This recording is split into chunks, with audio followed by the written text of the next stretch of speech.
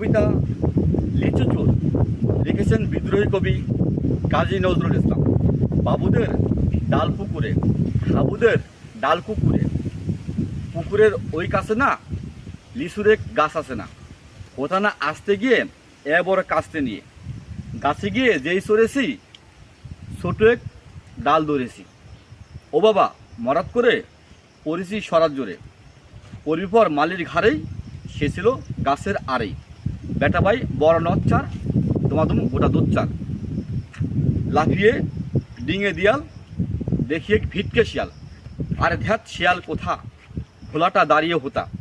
আমি কই কম্ব কাবার কুকুরেই করবে সাবার, বাবা গো মাগো বলে পাঁচিলের ফুকল গলে, ঢুকি গিয়ে বসদের ঘরে যেন প্রাণ আষ্ট ধরে, যাবো ফের কানমুড়ি ভাই চুরিতে আর যদি যাই, তবে মোর নামই মিশা কুকুরের চামড়া কিসা, সে কি ভাই যাই রে ভোলা মালির ওই পিটনে গোলা, কি বলিস ফের হপ্তা